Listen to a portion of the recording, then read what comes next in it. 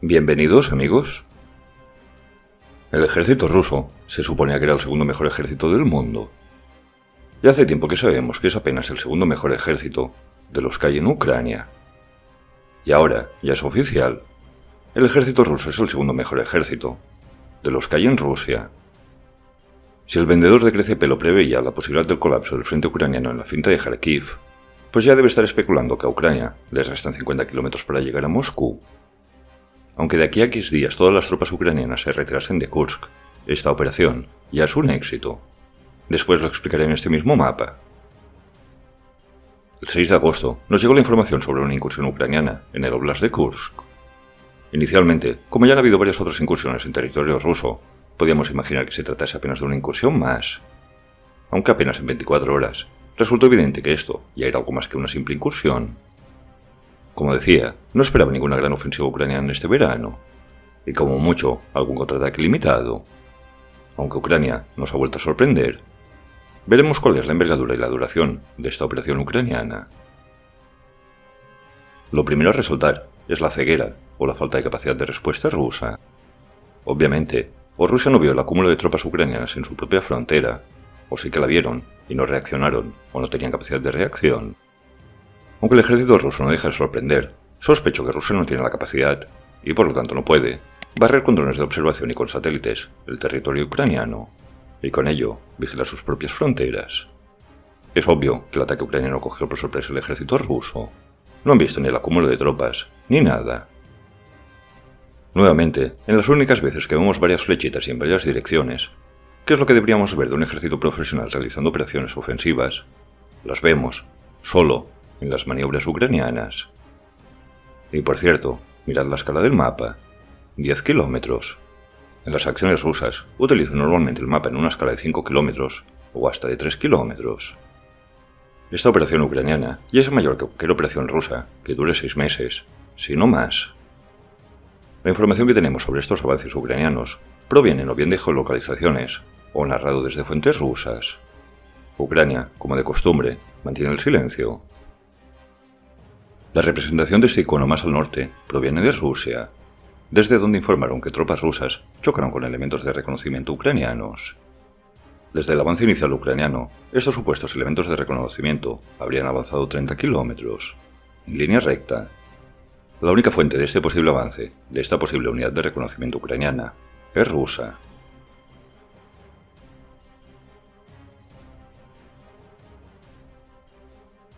Como podemos apreciar, caben 23 posibles ejes de avance ucranianos. De momento.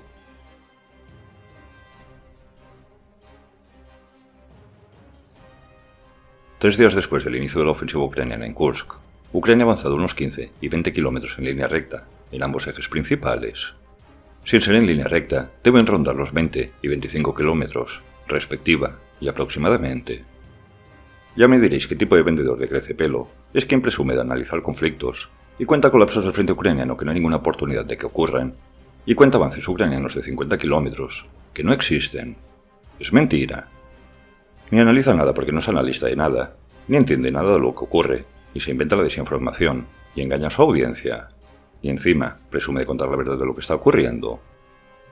Ya que tengo entre comillas el deber de explicar la envergadura de los avances ucranianos, los de verdad, aprovecho y desmiento a los como te miento y a los Mr. Sesgo de la 47 Brigada que ya no existe de turno. Como ya es habitual, hemos visto varias unidades ucranianas fotografiándose junto a los carteles de las varias localidades rusas ocupadas por Ucrania, que en el mapa no aparecen por la propia escala mayor del mapa. Esta unidad en concreto pertenece a la 110 Brigada Mecanizada. Por la información que hay, las tropas ucranianas sobrepasaron 2 líneas defensivas rusas que protegían el sector, aunque probablemente eran muy pocas tropas rusas y prácticamente sin apenas material ni apoyo. Y muy importante, los F-16, esos que eran viejos y no iban a cambiar nada, menos si los F-16 son de Marruecos y no de Ucrania, por Mr. Sesgos, junto a los Patriots, ya se han anotado su primera victoria. En muchas ocasiones, ya sea en Krinky, en Robotine o las varias incursiones de la Legión Rusa libre sobre territorio ruso, cuando las tropas rusas se han visto sobrepasadas y sin capacidad de combatir de tú a tú a las tropas ucranianas, la aviación rusa hacía acto de presencia. En esta ofensiva ucraniana, con el ejército ruso sobrepasado, la fuerza aérea rusa continúa en tierra. Aeródromos rusos, que además están siendo atacados y destruidos desde hace meses por gran parte de Rusia. Utilizar a la fuerza aérea rusa en este sector de la ofensiva, ante la previsible protección de los Patriots ucranianos y quizás de la amenaza de la presencia de los cazas F-16, aseguraría la pérdida de algún que otro aparato ruso. Una amenaza demasiado real que impide el apoyo aéreo ruso. En 2023, en la contraofensiva ucraniana, no había ni Patriots ni F-16. Ahora sí. El desgaste favorece a Rusia, decían. Y la otra opción de apoyo para las tropas rusas son los helicópteros.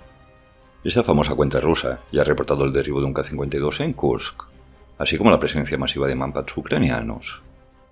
Ucrania está preparada para todo tipo de amenaza rusa, sin duda. Los F-16 no creo que los veamos, pero deben estar preparados caso sea necesario. Y los pocos refuerzos rusos que han intentado llegar a la zona para defender los avances ucranianos han sido interceptados y eliminados, mientras aún se dirigían al frente. En este caso, y hay otros cuyas imágenes son demasiado explícitas, por su munición de tungsteno o wolframio, como os guste más. Ucrania reporta haber eliminado casi 500 soldados rusos que se dirigían al frente.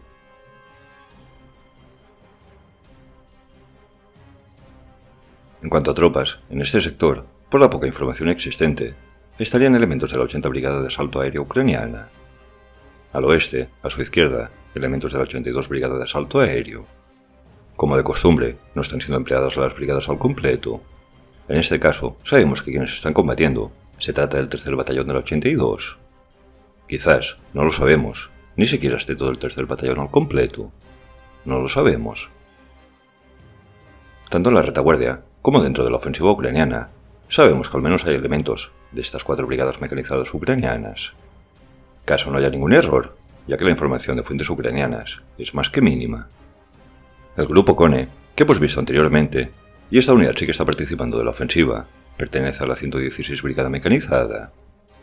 Con algo en torno a 6 brigadas ucranianas, fuentes rusas citan hasta 10 brigadas, que no me creo porque Rusia siempre miente. Hay el potencial de que las tropas ucranianas rondan los 25.000 soldados. Recordando que de la misma manera que Ucrania no tiene por qué utilizar un batallón por completo al mismo tiempo en primera línea, tampoco tiene por qué que estas brigadas estén desplegadas por completo en la retaguardia. Quizás, y probablemente, solo haya 1 o 2 batallones de algunas de estas brigadas. Las siguientes cifras son especulativas, pero por las unidades, envergadura de la ofensiva y cómo Ucrania suele emplear a sus unidades, dentro de Rusia debe haber unos 3.000 o 4.000 soldados ucranianos, y en la retaguardia quizás el número ronda otros 10.000 soldados ucranianos. Es difícil de saber, porque no es lo mismo un batallón mecanizado de asalto que un batallón de artillería o de ingenieros, y no sabemos qué unidades son las que corresponden a las diversas brigadas mecanizadas ucranianas localizadas en este sector. ¿Cuál es el objetivo de Ucrania con esta ofensiva en territorio ruso? Vamos a mi intuición, ya que no tengo los planos de Sirski. Primero de todo, Ucrania lanza esta ofensiva porque puede. Todo lo de Ucrania es un fracaso. Sus frentes colapsan todos los meses, pero no vemos ni uno. Ucrania no tiene artillería, no tiene tropas, necesita de una movilización, bla bla bla. Rusia está teniendo que defender su propio país. Rusia, que ni siquiera tiene tropas suficientes para su finta en Kharkiv. Ucrania tiene tropas para lanzar esta ofensiva. Y para cualquiera que no sea neutral ni prorruso, que viene a ser lo mismo, el resto sabemos que Rusia no tiene tropas para defender su propio país, sino que se lo pregunten a Prigozhin, mediante Ouija. Las tropas rusas eliminadas camino del frente es posible que sean de alguna unidad que estuviese por Kursk o alrededores. Obviamente, Rusia tiene 500 soldados en muchos lugares de Rusia, pero no 50.000. Estas deben de haber sido las tropas rusas más cercanas a la ofensiva y que pudieron ser movilizadas casi que de inmediato. Con el tiempo irá saliendo más información y más exacta, pero ya hay rumores que una unidad de infantería naval rusa que fue retirada de Gerson para la ofensiva Interruptus de Kharkiv ya está siendo enviada a este nuevo frente.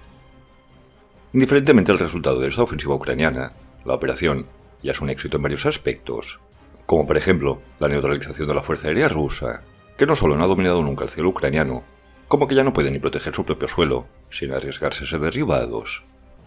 Anuncian la llegada de los F-16 y tenemos ofensiva. Ahora mismo, Rusia necesita traer a miles de soldados para frenar esta brecha en su propio país. Esta es otra victoria ucraniana. Los ciudadanos rusos ya tienen una prueba más de que su operación especial de 3 días es un fracaso absoluto, y que la guerra va tan mal que ahora mismo son ellos los invadidos. Invadidos por Ucrania. Porque es tan obvio que Rusia está ganando, que está perdiendo su propio territorio. Rusia está siendo invadida. Putin cierra las ventanas. Aunque aún son rumores, irá actualizando la información, pero además de los refuerzos del frente de Kharkiv, también se han citado unidades rusas del frente de Chasiv Yar, frente prácticamente estancado desde la caída de Bakhmut, y ahora van a sacar tropas de allí para defender Kursk. Así como han salido rumores de unidades rusas de Donetsk e incluso de Zaporilla. Indiferentemente de dónde provengan las unidades rusas, todas ellas están en Ucrania, por lo que Rusia tendrá que debilitar otros frentes, e incluso algunos donde hay ofensivas rusas, para proteger su propio país. Ucrania también logrará debilitar otros frentes rusos al haber abierto este inesperado y sorpresivo frente. Y otro éxito que veo indiferentemente del resultado de esta ofensiva es que entre Ucrania y Rusia continúa habiendo centenares y centenares de kilómetros de frontera. Frontera rusa, donde no hay prácticamente nadie defendiéndola. Igual que Ucrania ha atacado en este sector, puede atacar en cualquier momento, en cualquier otro lugar de la frontera. Aquí mismo ya se ha reportado un ataque ucraniano, que yo creo, veremos, que puede tratarse apenas de una incursión de distracción para forzar a Rusia a desviar tropas para proteger este sector, y no el correspondiente a la ofensiva. Ahora mismo, o en cualquier momento, Ucrania puede atacar en otro sector de la frontera, o incluso en varios, y Rusia no tiene nada para defender su frontera. Y Rusia no tiene nada para proteger su país, porque está arrojando todo en Chasiv Yar, y en Avdiivka, y en Marinka, y en cualquier villorrio, para vender la propaganda de avanzar 3 kilómetros al mes. Rusia se está autosacrificando y desangrando por avances que no van a ningún lugar, y ahora no pueden proteger ni su propio país. La única manera que Rusia tiene para proteger su país sería retirando 50 o 100.000 soldados, o los que sean, que están en Ucrania para poder defender sus fronteras, lo que prácticamente sentenciaría la guerra para Rusia. Porque la otra opción es que Ucrania podrá atacar donde quiera y cuando quiera, y Rusia se verá obligada de todos modos a retirar tropas para protegerse, tarde, de la invasión ucraniana. Ucrania podría retirarse de aquí a una semana, y en un mes invadir en otro sector, y Rusia tendría que correr como pollos sin cabeza de un lado para el otro, o retirar tropas de Ucrania y proteger adecuadamente sus fronteras. En 2 años y medio, solo he visto un país hacer lo que se espera de un ejército profesional y moderno, el mejor ejército de los que están en Rusia. No quiero aventurarme ni a tan lejos, ni a tanta especulación, además que no creo que sea el objetivo, y hasta porque sería increíble, pero como no consiguen expulsar a los ucranianos, a ver si en la negociación de la derrota rusa acaban intercambiando Crimea por Kursk. Si ven que todo lo que lleva haciendo Rusia en esta guerra es increíble. Posiblemente la primera operación especial donde el invasor es invadido, porque obviamente Rusia está ganando la guerra.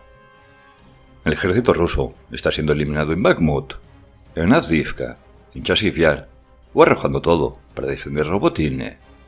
Y ahora no pueden proteger ni sus propias fronteras. Y esto nos desgaste, es sacrificar a todo el ejército ruso y a toda Rusia. Algunos lo vimos antes, otros lo vieron después, y otros, analistas entre ellos, aún tendrán que ver que la operación especial es un auténtico fracaso, y que Rusia perdió la guerra cuando no pudo ocupar Kiev, y que Rusia va de victoria en victoria hasta la derrota total, avance o no en Avdiivka, capture o no Chasiv Yar, recupere o no el Oblast de Kursk. Y esto aún no ha terminado.